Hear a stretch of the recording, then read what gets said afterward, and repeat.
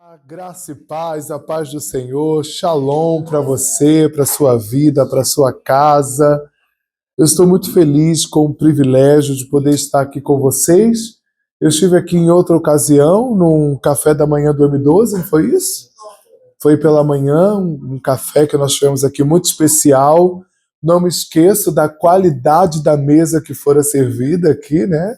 Lembro que eu cheguei, tinha um buffet lindo ali, com comidas maravilhosas, isso me marcou a excelência, né? Eu encontrei com os pastores lá no retiro, lembro que a primeira lembrança que veio na minha mente, quando eu vi os pastores, não foi da igreja, irmãos, foi a mesa do café da manhã, né? Não sei porquê, mas lembrei-me dos irmãos pela comida, né? Aí depois as outras memórias foram vindo na cabeça de como foi bom aquele dia, a palavra foi boa, né? Mas o que me chamou a atenção, que eu lembrei da comida, mas faz parte. Peço perdão pela voz, né?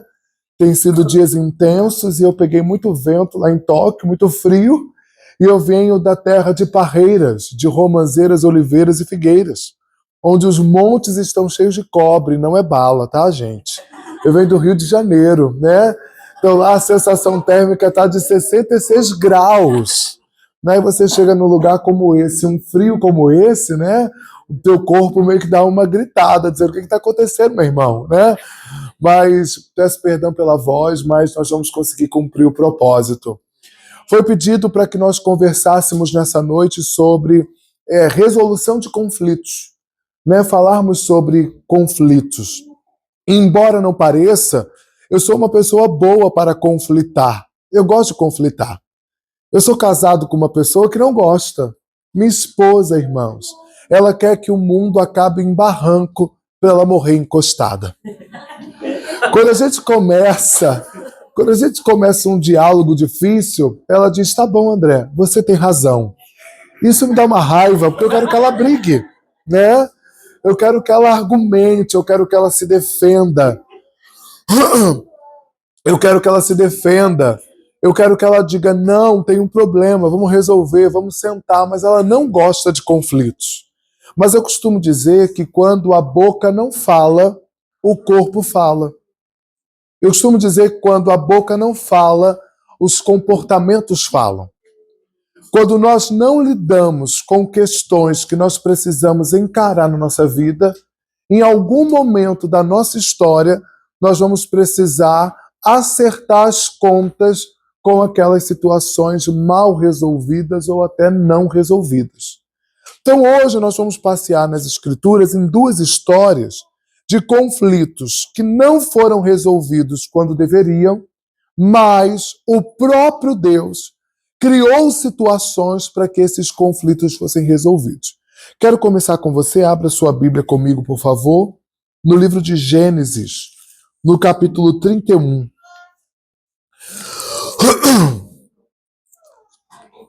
Obrigado, irmão, Deus abençoe. Gênesis capítulo 31, verso 3.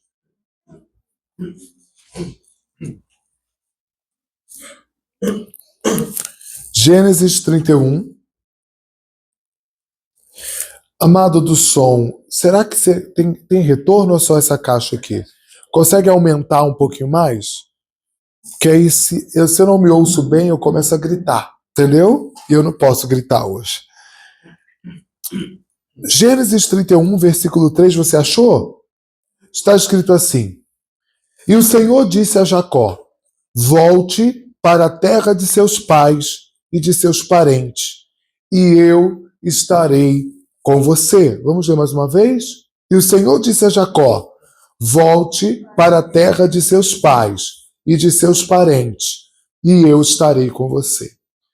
Todas as vezes que eu olho para a história de Jacó, que eu me debruço nas Escrituras e vou me deleitar nessa história, eu percebo que Deus é o maior interessado que resolvamos situações da nossa vida que nós deixamos passar desapercebidos. Quando nós olhamos para a história de Jacó, percebemos que a história dele começa num dilema muito grande familiar. Porque Jacó tem uma mãe extremamente narcísica. O que acontece aqui nesse contexto? A mãe de Jacó tinha síndrome de rainha. Eu não sei se você já ouviu falar sobre isso, mas ela se achava o sol. A síndrome de rainha, ou a síndrome do sol, como eu chamo, é quando as pessoas querem que tudo gire em torno dela. É como o sol, que tem todos os sistemas girando em torno dele. Tudo que essa pessoa quer é ter atenção para si. Então, se alguém está sendo celebrado, essa pessoa acha que aquela pessoa que está sendo celebrada não merece ou não precisa de toda aquela atenção. Então, ela faz de tudo para tirar a atenção daquela pessoa que está sendo celebrada para trazer atenção para ela. Se é uma festa de aniversário de alguém, ela passa mal naquela festa de aniversário para que todos naquele momento deem atenção para ela e todo o acolhimento, todo o cuidado, em vez de ser dado ao aniversariante, seja dado a ela. E exemplos como esse definem uma pessoa que tem essa síndrome do sol, de querer ter atenção para si independente das circunstâncias. A mãe de Jacó, Rebeca, passava por isso.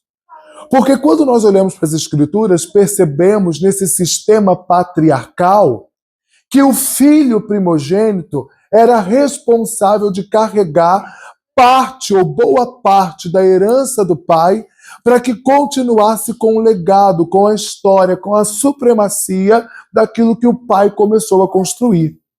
Rebeca teve 2 filhos que eram gêmeos, Esaú e Jacó. Mas o texto vai dizer que Esaú nasce primeiro e, nascendo primeiro, ele passa a ter o direito à primogenitura. Então, o filho que herdaria boa parte da herança, do legado e a autoridade sobre a casa seria Esaú. Mas um detalhe importante no texto mostra que Esaú vivia conectado a Isaac. Esaú era o filho de caças. A Bíblia diz: Esaú era homem de caças e Jacó era homem de tendas. Ou seja, Esaú vivia um relacionamento próximo com o pai e Jacó vivia um relacionamento próximo com a mãe. E nessa história percebemos que o casamento aqui também não é muito funcional, porque quando Rebeca percebe que seu marido vai morrer, a primeira coisa que ela faz é articular um plano para que ela não perca o poder. Pense comigo, ela administra a casa, ela é a senhora da casa, ela manda nessa casa, ela tem servas, ela tem autoridade na casa, e agora, de repente, um filho que ela não tem tanto contato, que ela não tem tanto vínculo e que ela não tem tanto poder, assumirá a casa e colocará dentro de casa uma mulher que não é ela para governar a casa que ela sempre governou. Ela entra em crise, ela apavora. E ela chama o filho que ela manipula, que ela controla, que ela tem gerência sobre as suas emoções e diz a esse filho: vai lá, engana seu pai, engana seu irmão, para que eu preserve o meu lugar de autoridade nessa família. Então perceba que todo conflito começa pelos interesses e obstinações de pessoas que querem ter tudo o que querem fazer tudo o que fazem, sem medir as consequências das coisas que decidem, das coisas que escolhem. O conflito de Jacó não começou em si, nas suas obstinações ou nas suas decisões, mas a história mal resolvida de Jacó começou no seu ciclo familiar. Eu não sou o André por aquilo que decidi ser quando acordei hoje pela manhã. Eu sou o André consequência de todas as experiências que eu tive no meu ciclo familiar. Eu sou a junção de Anésio com Eloá, meu pai e minha mãe. Eu sou a junção das experiências que vivi. Sou o resultado de tudo que vivi na escola, sou o resultado de tudo que vivi nos trabalhos que passei, sou o resultado de todos os amigos de infância que eu tive, sou o resultado de todos os professores que passaram na minha vida. Eu sou o resultado de todas as experiências que tive ao longo da vida. Jacó não escolheu enganar o pai e enganar o irmão simplesmente porque um dia levantou e disse: eu preciso dominar a minha casa, mas o fez instruído, direcionado, manipulado pelo desejo obstinado de sua mãe. Perceba como uma família disfuncional pode fazer com que nós tenhamos escolhas e decidamos coisas que nós, no nosso íntimo, não gostaríamos de decidir. De fazermos coisas que, na realidade, não são fruto daquilo que nós estávamos com vontade de fazer, mas foram gerados dentro da disfuncionalidade das famílias que temos. É verdade, não escolhi ter o pai que tive, não escolhi ter a mãe que tive, mas em todas as coisas, esses foram responsáveis por construir quem eu sou. E de repente, Jacó faz tudo o que a mãe orienta. Porque lembre-se, a mãe de Jacó tem um domínio muito grande sobre ele. A mãe de Jacó tem sobre ele gerência de suas emoções. Se ela diz faça, ele faz. Sabe aquela pessoa que não tem a capacidade de raciocinar ou de questionar algo que está sendo dito para ela fazer? Mesmo que seja errado, ela faz porque fulano disse que eu tenho que fazer. E isso gera em Jacó uma dominação tão grande que ele não mede as consequências do que a atitude dele traria para ele. Ele prepara um prato de comida para o irmão que estava com fome. E perceba como a manipulação da mãe fez com que os irmãos tivessem conflitos tão grandes a ponto de um usar a vulnerabilidade do outro para enganá-lo. Esaú tem fome, Jacó tem comida. Ele diz, eu te dou a comida, você me dá a bênção da sua primogenitura. De repente, Jacó se torna um trapaceiro. Jacó se torna alguém que manipula. Jacó se torna um interesseiro. Não porque decidiu ser, mas porque foi conduzido, foi induzido a ser. Boa parte das escolhas que nós tomamos na nossa vida não são frutos apenas da nossa vontade, mas são frutos das construções que nós tivemos ao longo da nossa história. Meu amado, boa parte das pessoas com quem você se conectou e das escolhas que vocês fizeram, você não teria feito se você tivesse tido uma vida diferente. Boa parte dos seus relacionamentos, boa parte das suas decisões, boa parte dos seus passos não teriam sido os passos que você tomou se você tivesse tido experiências diferentes. Jacó só fez o que fez por causa do seu vínculo familiar. Quando ele engana o irmão, ele engana o pai de maneira cruel, seu pai estava cego. Ele mata um animal, se veste com a pele desse animal. O pai cego e provavelmente com a sua cognição, com muitas limitações, porque ele passa a mão na pele de um animal e confunde com Esaú, então é uma pessoa com muita limitação. E ele ali naquele ato inescrupuloso de enganar o pai, de confundir o pai, ele faz isso para que recebesse a bênção, porque a palavra imposta naquele momento, naquela época, era como um documento assinado, entregando posse de tudo que o filho primogênito tinha direito. Então perceba que, por causa de um conflito familiar do pai e da mãe, por causa da obstinação de uma mãe, toda uma família é bagunçada, é destruída por causa de escolhas que foram tomadas, geradas numa manipulação e num controle narcísico. Jacó engana o pai, Jacó engana o irmão, e quando o irmão descobre, a confusão está armada. O que acontece aqui no cenário, irmãos? Jacó ouve Esaú gritando, eu vou te matar. Eu vou acabar com você. Você me criou uma situação calamitosa, tempestuosa, eu não consigo te perdoar por aquilo que você fez. Foi mais ou menos essa cena. Pensa você chegar em casa e descobrir que o seu irmão te enganou, trapaceou, tomou tudo que era seu, ficou com seus bens, tomou sua posse, tomou sua bênção, tomou seu lugar, e de repente Esaú promete matar Jacó. A mãe, ouvindo os gritos de Esaú, ouvindo os gritos de seu filho mais velho, diz para Jacó, Jacó, foge agora para a terra do seu tio Labão. Vai agora para Padã Arã, porque lá em Padã Arã você vai se proteger, você vai estar protegido. E quando Jacó chega em Padã Arã, o que ele encontra lá, irmãos? Ele encontra seu tio, que era, na realidade, a sua mãe de saia. Você já percebeu que existem famílias onde todo mundo tem o mesmo padrão familiar? Aquela família onde todo mundo engana todo mundo, onde todo mundo tem o mesmo comportamento vicioso, onde todo mundo tem aquela mesma vulnerabilidade, e a gente diz, meu Deus, é uma família de mentirosos. Meu Deus, é uma família de trapaceiros. Meu Deus, é uma família, por exemplo, de pervertidos. Toda família tem o mesmo comportamento. E quando Jacó chega na casa do tio, chamado Labão, na terra de Padã Arã, o que ele encontra, irmãos? Ele encontra o perfil da mãe agora na vida do tio. Uma coisa que eu preciso dizer a você, e você não pode esquecer, é que de tudo que você foge, você repete. Vou repetir. Quando você foge, você repete. Quando você foge, você repete. Quando você foge, você repete.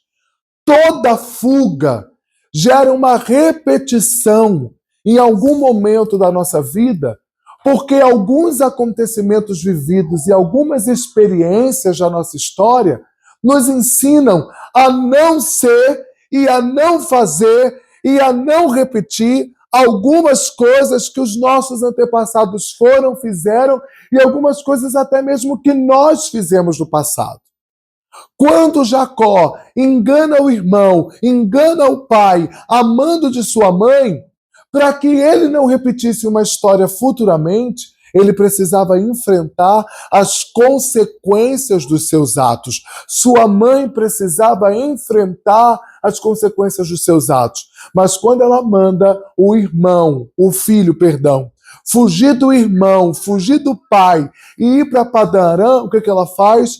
Ela procrastina um acontecimento que seria necessário Jacó viver. Ele foge para a casa do tio, chegando lá, ele agora encontra um comportamento hostil no tio, parecido com o da mãe, onde ele manipula todas as coisas a seu próprio favor. Também egoísta, também centrado em si mesmo, também querendo viver apenas aquilo que era confortável para si. Ele agora manipula Jacó para que Jacó faça tudo aquilo que ele quer que seja feito, como a mãe fazia. Irmãos, olha que interessante. Por 20 anos, Jacó faz tudo o que o tio quer. Por 20 anos, Jacó vive em Padã Arã, enganando e sendo enganado. Sabe uma coisa que eu entendo? Existem pessoas que passam na nossa vida que são os pastores que Deus levanta para cuidar de nós em áreas que nós somos fugitivos. Todo Jacó tem o Labão que merece.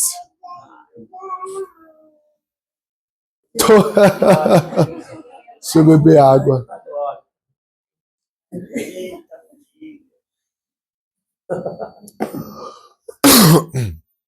Todo Jacó tem o Labão que merece. Todo fugitivo encontra no seu caminho a repreensão que merece. Jacó, quando fugiu das consequências, das situações que foram criadas pelos conflitos familiares não resolvidos, ele encontrou em outra geografia, em outro tempo, em outra época, em outro momento, os mesmos personagens. Mudaram-se as pessoas, mas os inimigos eram os mesmos. Foram 20 anos enganando, sendo enganado, vivendo em círculos, até o dia que Jacó para pensar, olha para tudo que ele está vivendo, olha para tudo que ele está enfrentando, e ele diz assim, eu estou cansado disso. Eu não sei se você, em algum momento da sua vida, já parou para observar o que você estava vivendo e disse, eu estou cansado disso. Estou cansado do casamento, estou cansado dessa vida de trabalho, estou cansado desses dilemas, estou cansado desses sentimentos, estou cansado desses pensamentos. E aí é bom nós reconhecermos que algumas coisas que nós vivemos nos estafam, nos cansam, nos desmotivam. E é por isso que muitas vezes nós pensamos em fugir, porque nós não sabemos como lidaremos com todos aqueles enfrentamentos e aqueles conflitos que se agigantam diante de nós e parecem ser impossíveis de serem vencidos. É como numa briga com Golias, onde um exército inteiro, na época em que Saul era rei, ao ver Golias gritando: não há homem em Israel que possa pelejar contra mim, não há ninguém que possa lutar contra mim, todos vocês são covardes, ninguém consegue me enfrentar. E todos aqueles homens, embora guerreiros, embora soldados, embora valentes, olhavam para o tamanho do Golias e diziam: ninguém aqui nesse arraial, nesse acampamento é capaz de enfrentar isso. Muitos dos nossos dilemas, eles se agigantam, eles aumentam, eles são potencializados, não porque eles são realmente tão grandes assim, mas é porque a nossa percepção deles os aumenta, porque eles estão construídos baseados naquilo que a gente tem de vulnerabilidade. Nenhuma das coisas que eu tenho medo hoje dizem respeito ao que eu estou vendo. Vou dar um exemplo aqui. Ninguém aqui tem medo de barata, porque a barata é poderosa demais. O medo da barata é relacionado ao trauma que você criou quando você viu um adulto, quando você era criança, gritando com medo da barata.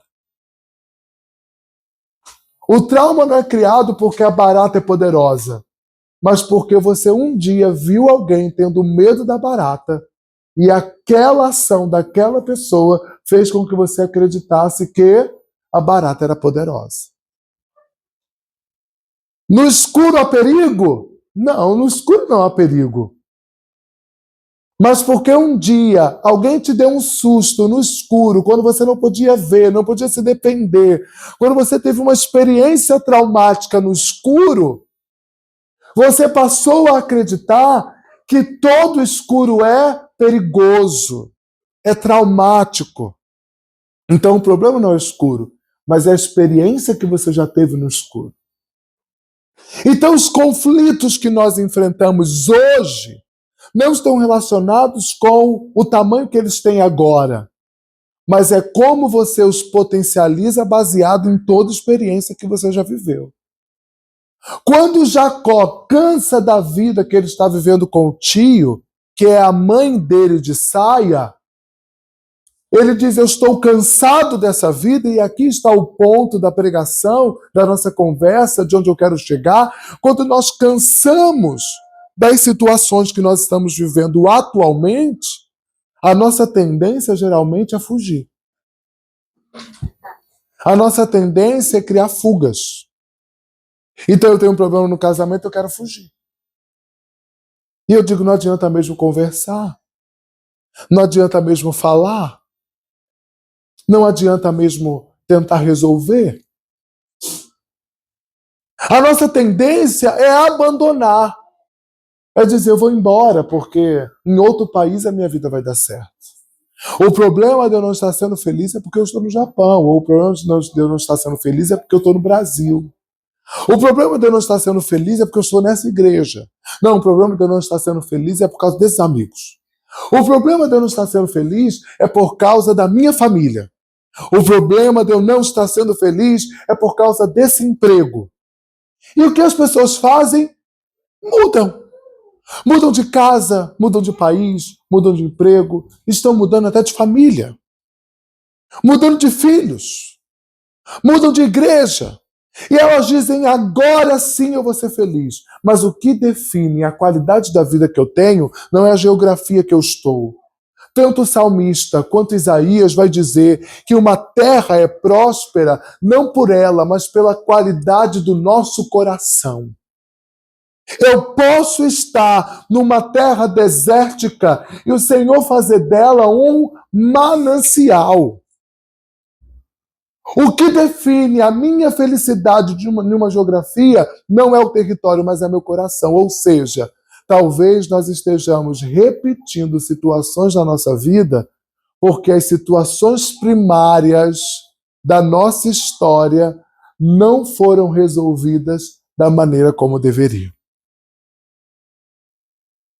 Talvez nós estejamos enfrentando desafios da nossa história, porque como Jacó, que enganou o pai, enganou o irmão, foi manipulado pela mãe, e em vez de resolver o conflito quando foi descoberto, ou quando a situação, como nós fizemos no Rio de Janeiro, deu ruim, em vez de ficar, encarar, resolver, arrumar a bagunça, lidar com a bagunça que fora criada, quando veio à tona toda a situação, ele foge e a situação de 20 anos não resolvida vem à tona pelo sentimento de por que eu estou vivendo isso? Estou cansado disso. Como pude me submeter a isso? É a sensação da injustiça, de que perdemos tempo, de que não valeu a pena nada que fizemos, de que tudo é muito difícil para nós, de que as coisas não acontecem, de que nós não temos valor, de que nós nadamos para morrer na praia. E de repente, Deus fala com Jacó. Esse é o texto mais psicanalítico da Bíblia. Deus fala com Jacó. Volta para a terra dos teus parentes, e lá eu estarei com você. Deus está dizendo para Jacó, no meio de um conflito que ele está vivendo, porque ele está olhando para a terra de Sucote, que era a terra de Canaã, a terra que emana leite e mel. Lembra da brincadeira que eu disse aqui? Terra de parreiras, romazeiras, oliveiras e figueiras. Os montes estão cheios de cobre, lá emana leite e mel. Precisam de homens, de 2 homens para carregar um cacho de uva. Era isso que Jacó queria. E é isso que nós queremos. Nós queremos um futuro próspero, nós queremos um futuro abençoado, queremos o carro do ano, queremos a casa grande, queremos a igreja cheia, queremos os milagres, queremos tudo que Deus tem para nós, e é justo que tenhamos isso. Mas Deus sabia que se Jacó fugisse de Labão e fosse para a terra de Sucote e chegasse lá sem resolver o conflito, o que aconteceria, irmãos?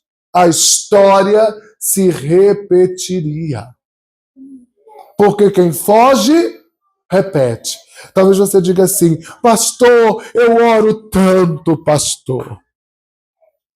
Eu dou dízimo, eu dou oferta, eu faço tudo certinho, eu sou um bom crente, eu sou um bom moço. Por que as coisas não acontecem na minha vida? Talvez Deus esteja com a mão no seu peito, dizendo, por amor a você mesmo, não te deixarei passar daqui enquanto você não resolver os seus conflitos. Volta na casa dos teus parentes e eu estarei contigo. Você sabe o que é Deus dizer para um homem, eu estarei contigo nessa situação, eu vou te ajudar a lidar com isso.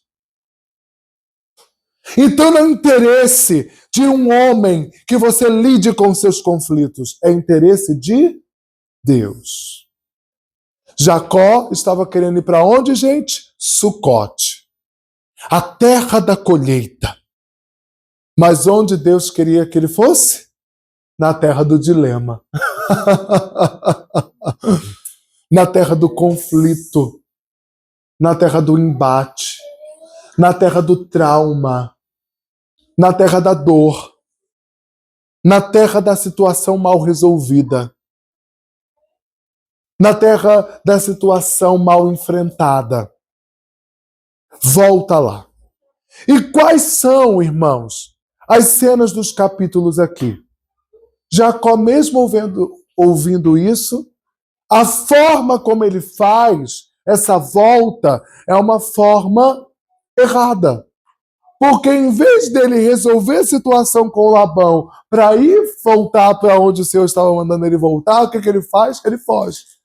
Ele levanta de madrugada, pega todo mundo, junta todo mundo e foge. Perceba como nós temos dificuldades de ter conversas difíceis.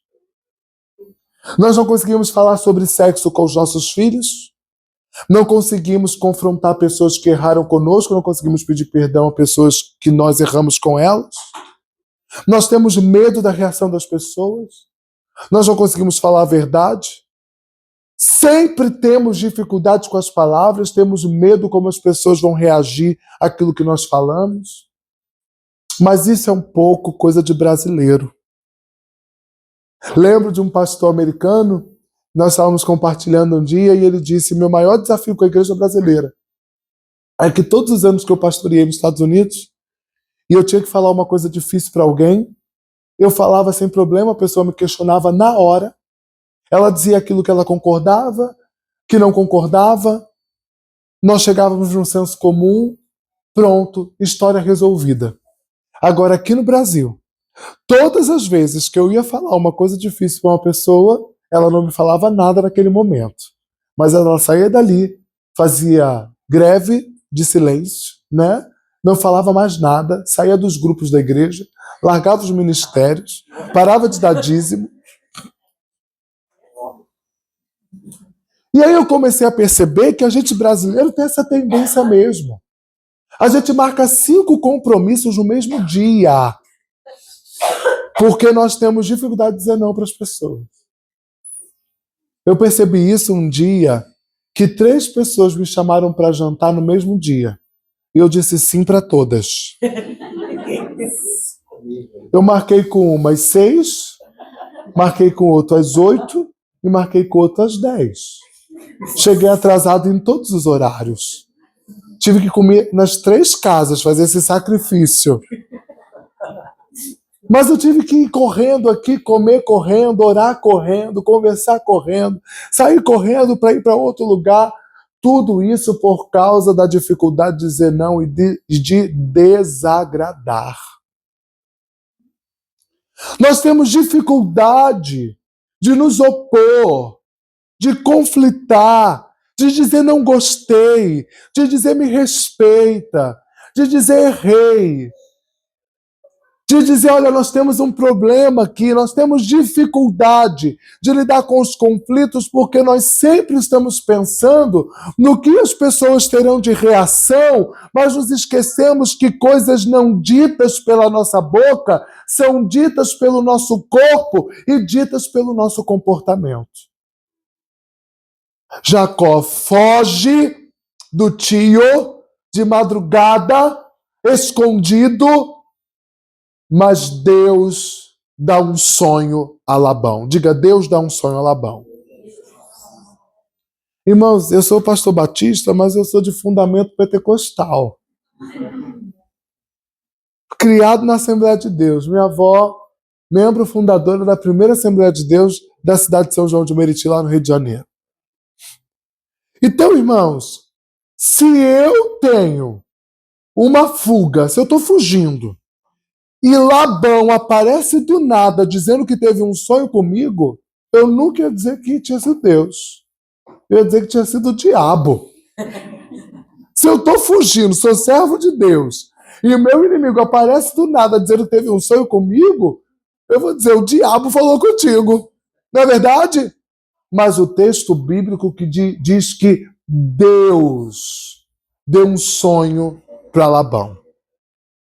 Deus falou com Labão a respeito da fuga de Jacó. Perceba como Deus não quer que você fuja.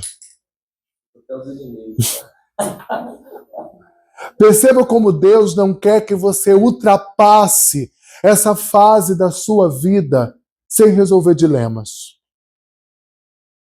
Perceba como Deus usa situações, nos resiste. E aqui, irmãos, nós precisamos entender que existem coisas que nós fazemos como jejum, como oração, como campanha, como votos, como ofertas especiais, para tentar resolver situações da nossa vida, que Deus está dizendo que seria tão mais fácil se, em vez de você fazer todos esses rituais, você tivesse coragem de ter conversas difíceis. Vou contar um testemunho. Atendendo uma pastora de 55 anos de idade. Estou dizendo a nomenclatura também, né? O cargo, para você entender que ninguém está imune. 55 anos de idade. Casada há 35 anos, ou seja, casou aos 20 anos de idade. Há 10 anos estava separada de corpos do marido pastor.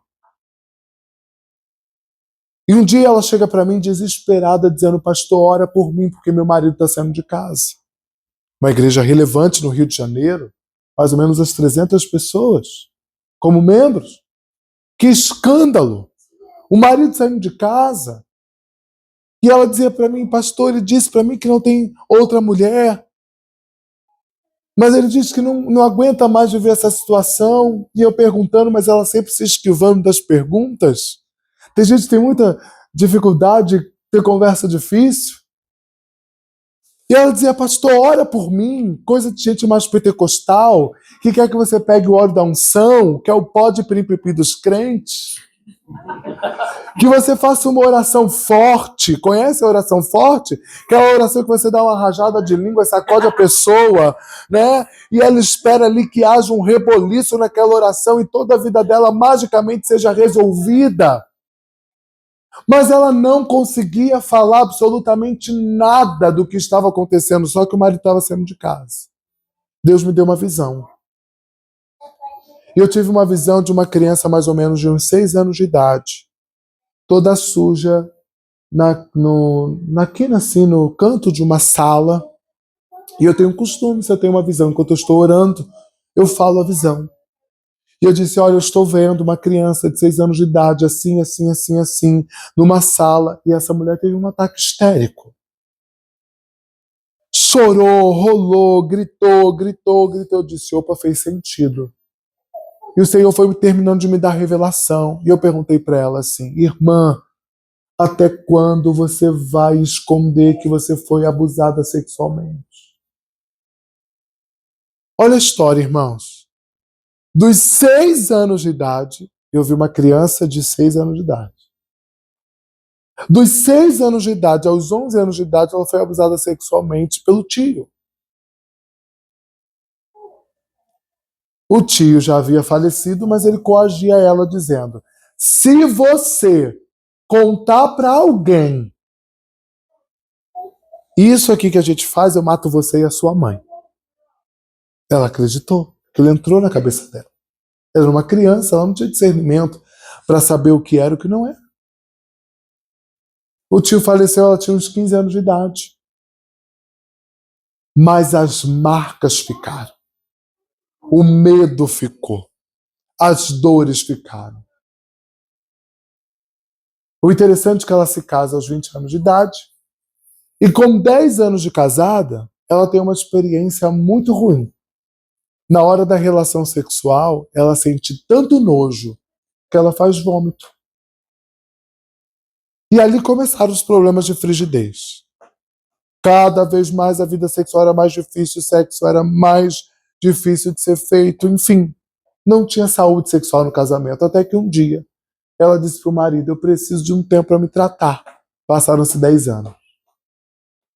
Um dia, o pastor chega em casa dizendo: olha, eu te honrei todo esse tempo. Nunca tive um caso extraconjugal. Mas eu sou jovem ainda, novo. Não tem como viver essa vida. Eu deixo tudo para você, estou deixando a igreja para você, deixo tudo para você. Mas eu preciso viver a minha vida. Ela desesperou. Irmãos, é uma pastora pentecostal. Ela subiu um monte. Ela orou, fez campanha de oração. Tudo que você imaginar, ela fez para que ela resolvesse aquela questão sexual. Mas onde estava o dilema, a terra que ela precisava voltar para resolver, estava nessa situação com o tio que ela não conseguia perdoar. Eu fiz uma dinâmica com ela, peguei um intercessor, coloquei na frente dela e disse: esse é seu tio. Fala agora tudo o que você sente.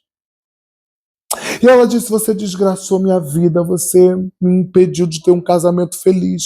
Por sua causa, eu estou me separando. E ela falou tudo o que ela sentia.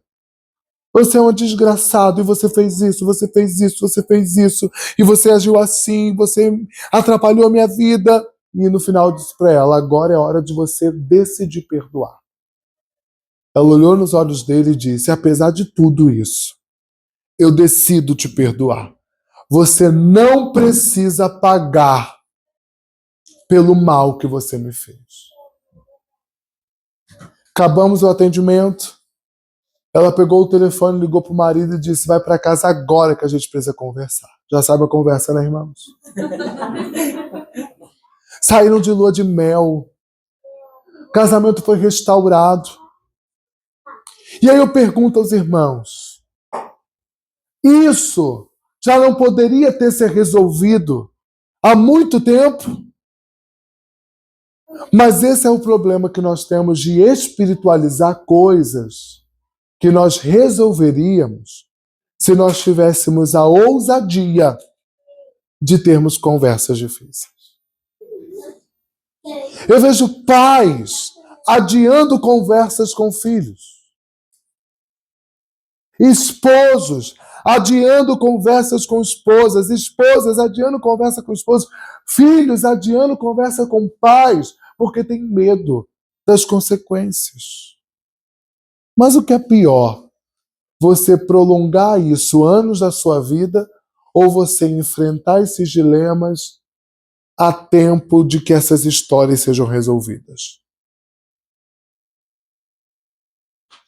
Quando Jacó está em fuga, um ser espiritual também aparece para Jacó depois que ele encontra com Labão, porque ele precisava lidar com outras coisas.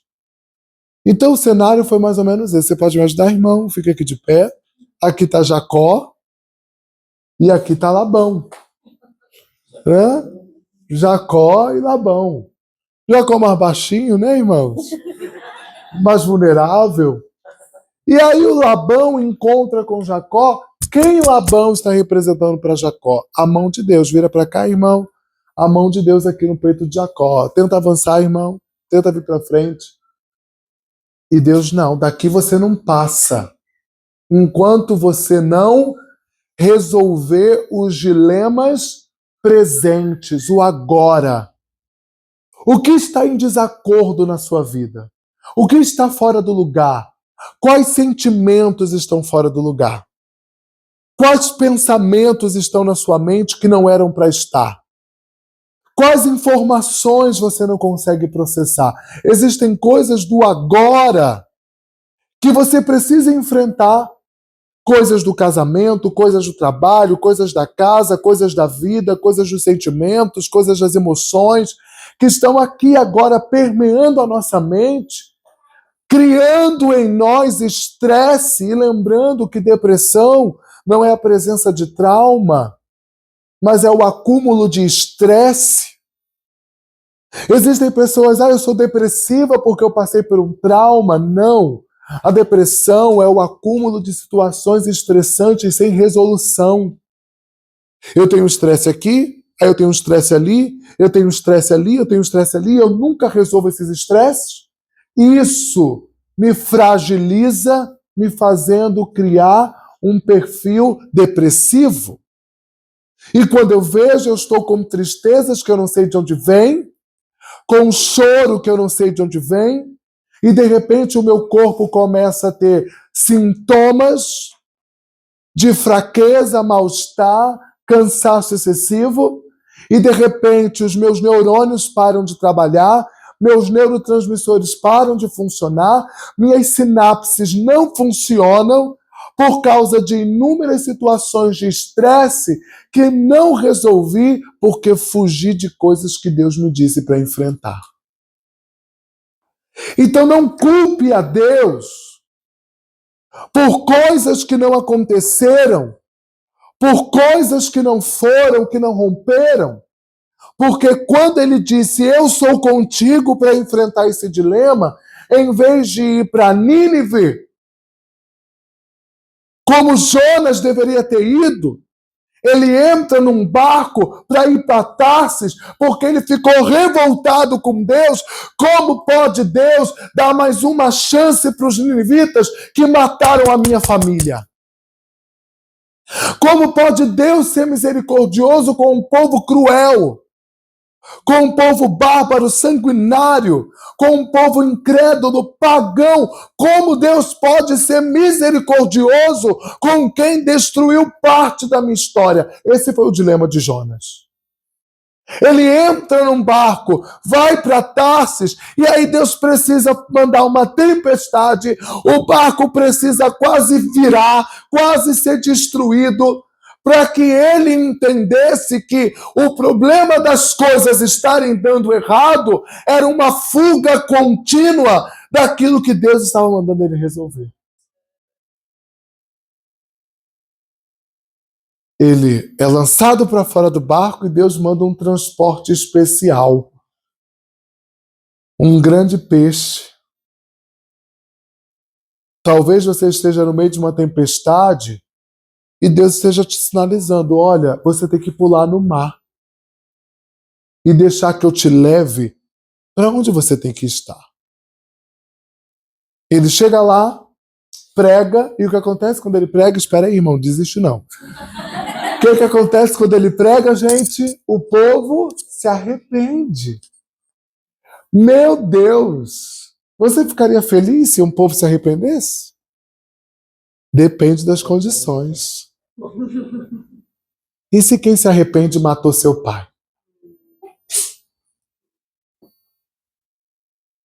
E se quem se arrepende matou sua mãe? E se quem se arrepende foi aquele que abusou de você, que te traiu, que te abandonou, que abusou do seu filho?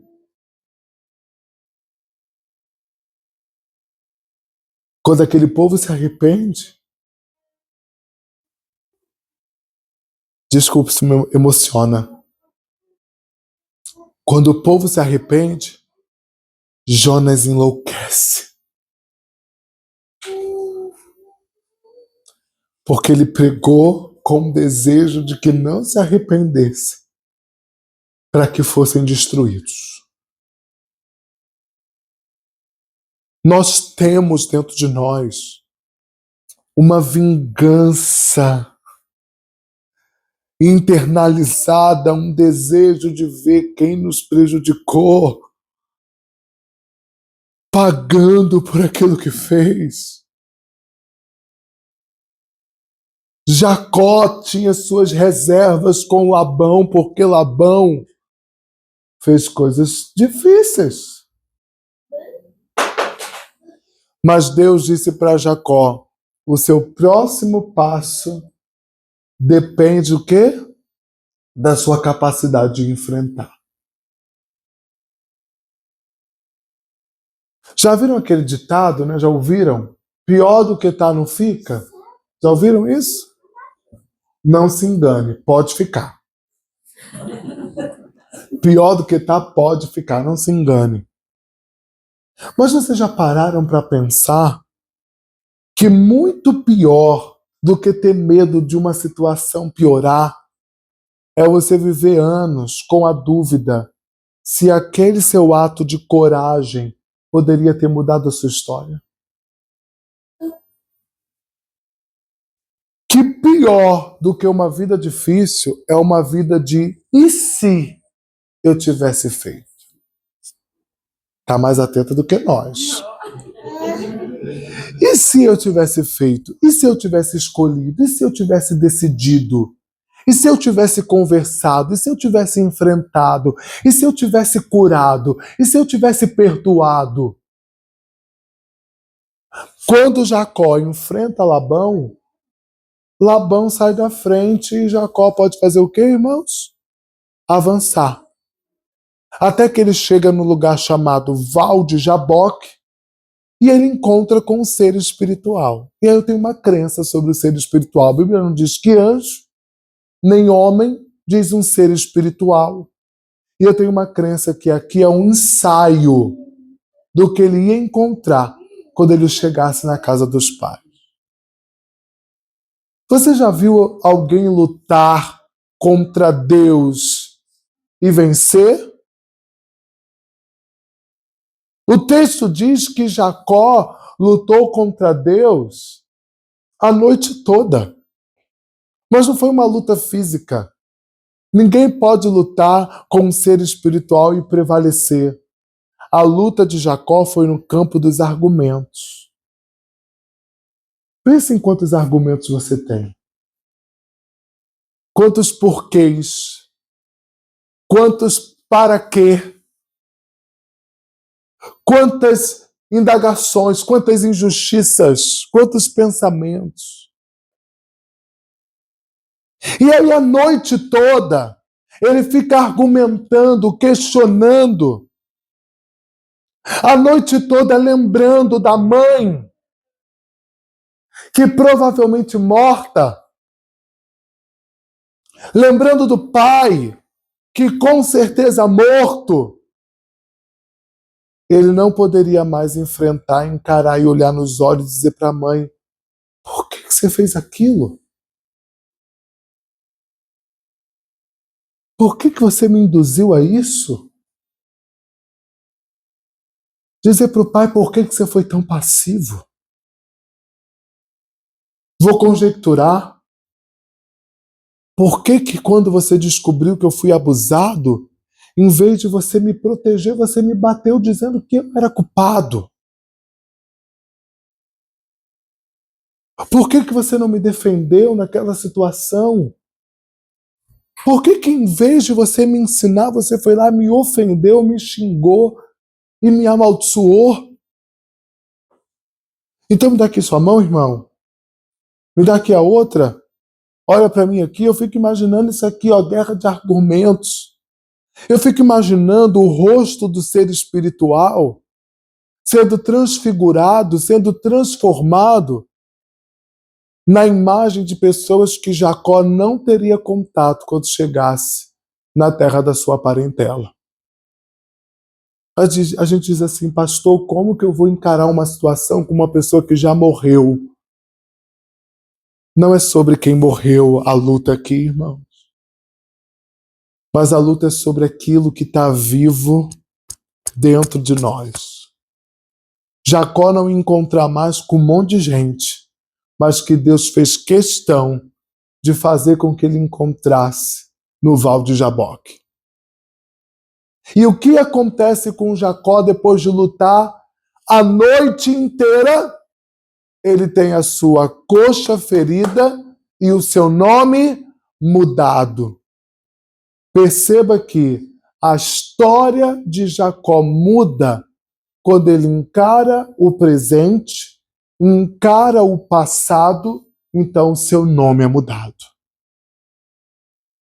É impossível você viver transformação na sua vida, ir para um lugar novo, ir para um tempo novo, viver coisas novas, viver coisas diferentes, sem enfrentar seu presente, sem enfrentar seu passado.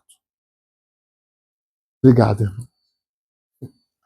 É impossível. Deixa eu ver a hora que eu tenho a unção da fala infinita. Meu Deus, já. Isso é porque eu tô com a garganta inflamada, irmãos. Você tinha que me pegar um dia que eu tô com a garganta boa. Mas isso é maravilhoso.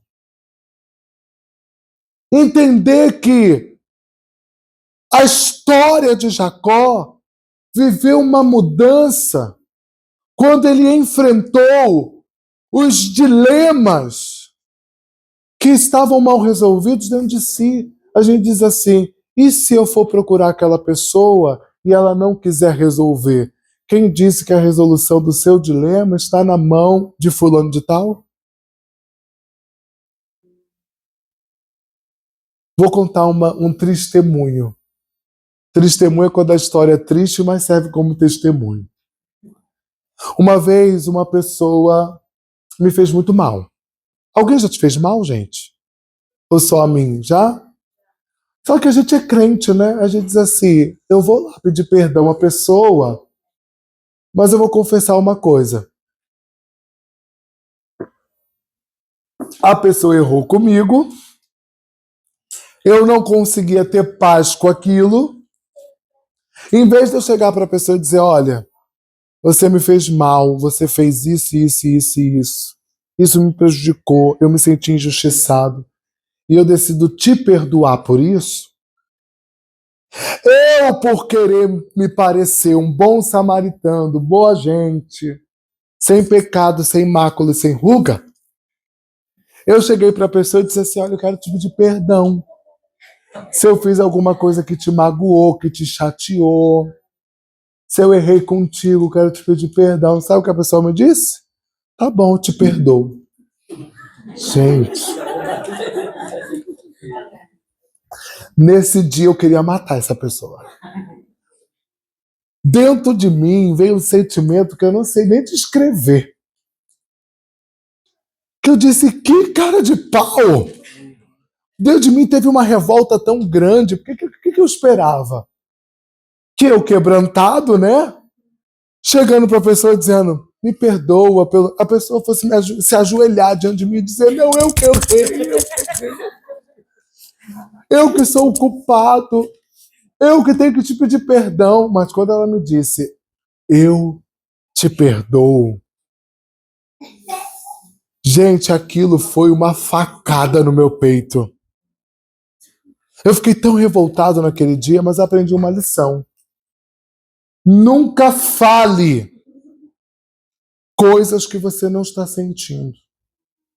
É muito melhor pagar o preço de falar o que você está sentindo do que tentar manipular uma situação para tentar tirar das pessoas aquilo que você queria ouvir. Desculpe, irmãos. Sempre seja honesto com seus sentimentos. Sempre seja honesto com o que você sente.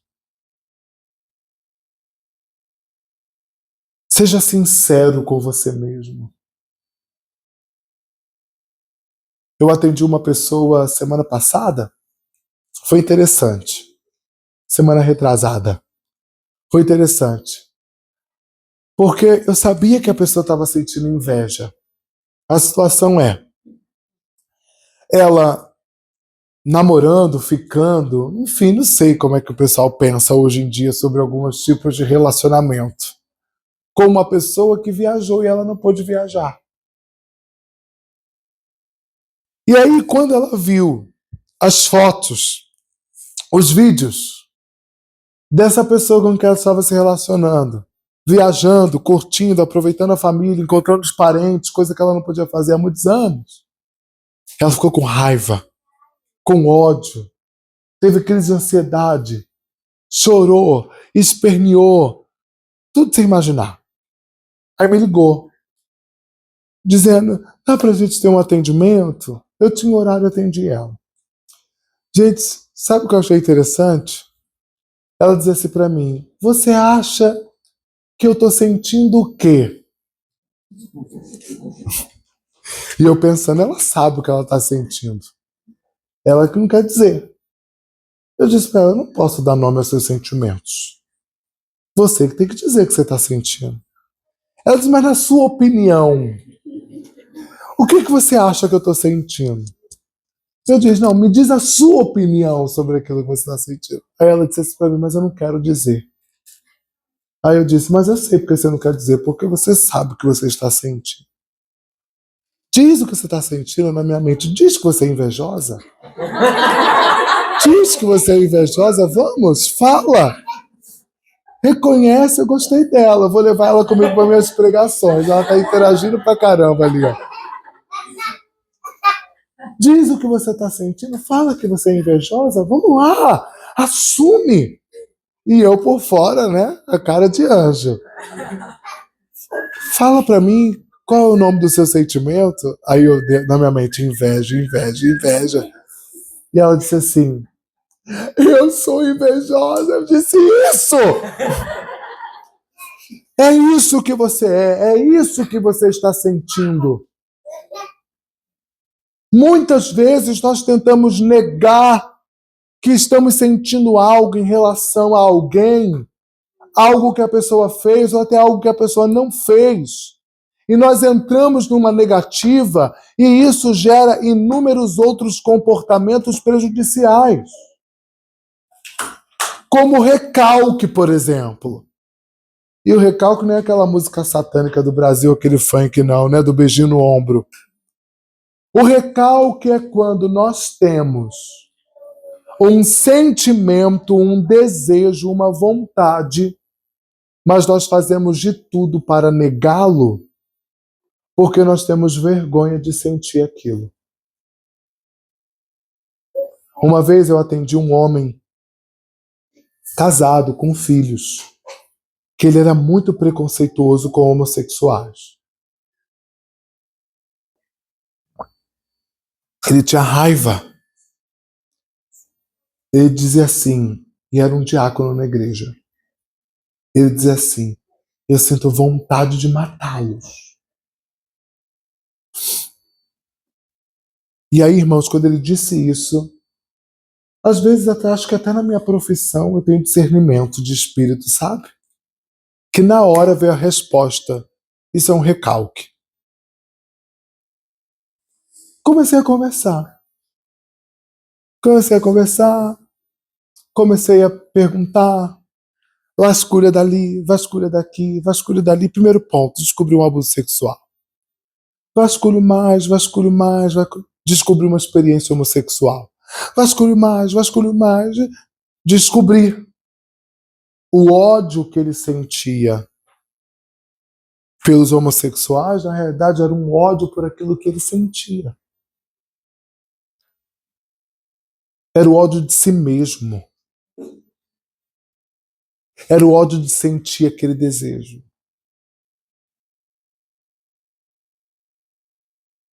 Era a falta de perdão do abusador. Era o ódio de não conseguir ser diferente.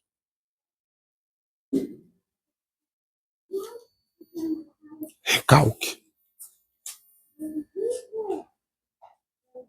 E quantos recalques nós não carregamos?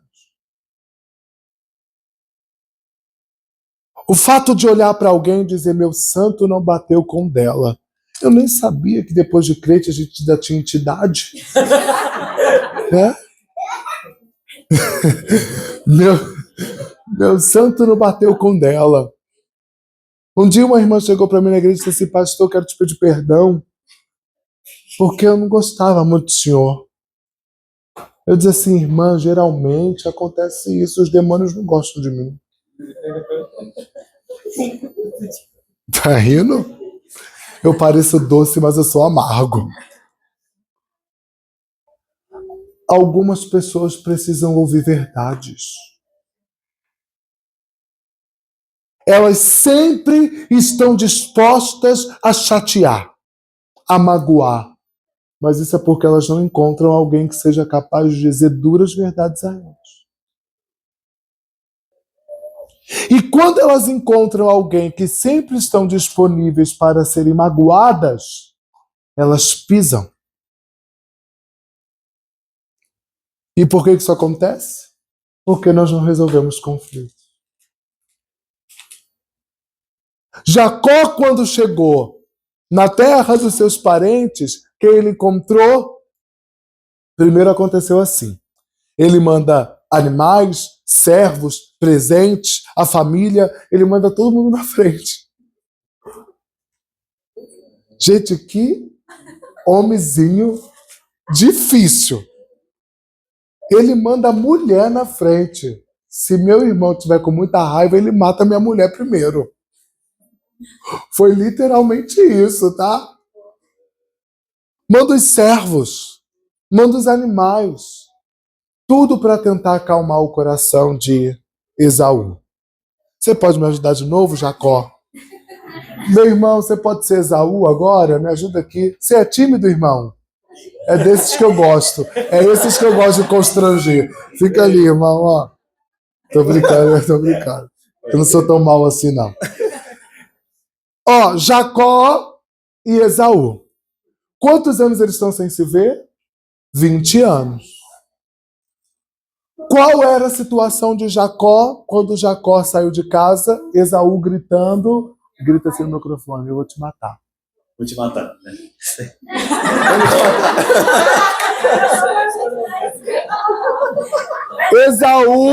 Esaú dizendo para Jacó o quê? Eu vou te matar. Porque você me enganou, você tomou o que era meu, você tomou a primogenitura, você tomou a bênção que era minha, eu vou te matar. Quando Jacó passa 20 anos sem resolver esse dilema no seu coração, qual era a sensação que Jacó tinha, irmãos? Que Esaú estava debaixo da mesma atmosfera, tinha o mesmo sentimento que ele tinha, porque para Jacó parece que a situação tinha acontecido ontem. Mas para Esaú já tinham se passado 20 anos. O peso que Esaú tinha no coração sobre essa situação era totalmente diferente do peso que Jacó tinha sobre aquela situação. Muitas vezes nós estamos enfrentando os dilemas da nossa vida com a percepção de que o outro está sentindo sobre nós aquilo que nós estamos sentindo sobre o outro. Mas isso é um engano, porque nem sempre as pessoas estão carregando no coração dilemas que nós estamos carregando, porque elas resolveram, porque elas encararam. Porque provavelmente Esaú conseguiu perdoar a mãe. Porque provavelmente Esaú conseguiu lidar com a omissão do pai. Porque provavelmente Esaú conseguiu viver a vida dele, mas Jacó ficou o quê? Fugindo, enganando e sendo enganado. Quando ele chega e ele vê o irmão, e o irmão vê ele, o que ele esperava do irmão? Que o irmão cumprisse a promessa. Qual foi a promessa? Eu vou te matar. Mas quando ele vê o irmão, e ele lembra daquilo, o irmão vê ele, em vez do irmão estar com uma espada na mão, como que o irmão está? De braços abertos. Sabe os braços, irmão? De braços abertos. O que Jacó sente, irmãos? Constrangimento. Ele esperava uma espada e encontrou um abraço. Vai lá. Olha que reencontro bonito, gente. Olha que reencontro bonito. Havia uma promessa de morte, mas houve uma reconciliação, porque Jacó encarou seus processos. Mediante isso, fica uma reflexão para nós. Quantos dilemas de décadas na nossa vida não encarados, porque Jacó está esperando de Esaú sempre o pior. Muito obrigado, irmãos. Vocês já fizeram teatro? Deveriam insistir nisso. Deveriam insistir nisso.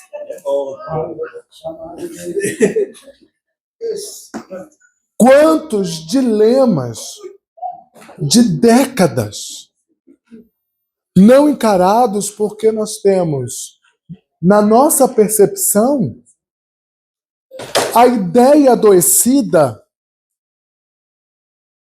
de que nós estamos condenados a viver aquela vida destrutiva, aquela vida difícil, aquela vida de sentimentos não resolvidos.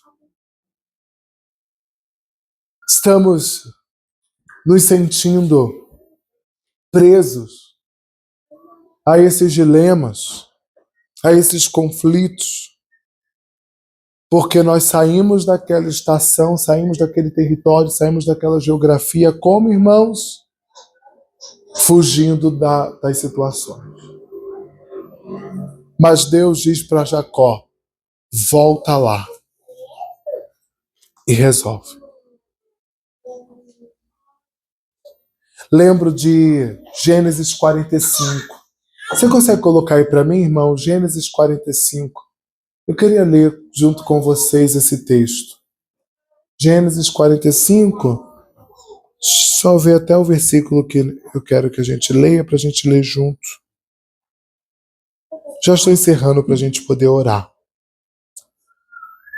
Você topa orar por coisas difíceis hoje? Amém. Foi meio fraco esse amém, fiquei com medo agora. Pastor, pensei que você ia profetizar vitória, que eu vou vencer, que minha vitória vai ter sabor de mel. E o Senhor falando de ter conversa difícil, pastor. Gênesis 45, nós vamos ler até o versículo 5, ok? Então nós vamos ler juntos, está aqui no painel, né? Eu vou sair daqui da frente para a gente ler junto no 3, do 1 ao 5, tá bom? 1, 2, 3. Então José Não se podia conter diante de todos morrer. E clamou: fazei sair daqui a todo varão. E ninguém ficou com ele, quando José se deu a conhecer a seus irmãos. E levantou a sua voz com choro, de maneira que os egípcios o ouviram, e a casa de Faraó ouviu. E disse José a seus irmãos: eu sou José, vive ainda meu pai? E seus irmãos não lhe puderam responder, porque estavam pasmados diante da sua face. E disse José a seus irmãos: peço-vos, chegai a mim. Chegaram-se, então disseram: eu sou José, vosso irmão, a quem vendeste para o Egito. Agora, pois, não vos esqueçais, nem vos leve a vossa mão, e haveis vendido para cá, porque a conservação da vida Deus enviou diante da vossa face. Aleluia. Olha que dilema. 12 anos depois, José, encontra com seus irmãos no Egito. Seus irmãos o venderam, seus irmãos maltrataram, disseram para o seu pai que ele estava morto, só que teve fome na terra. Os irmãos de José vão buscar comida no Egito, onde José tinha construído 7 celeiros que alimentou 3 continentes: Ásia, África e Europa.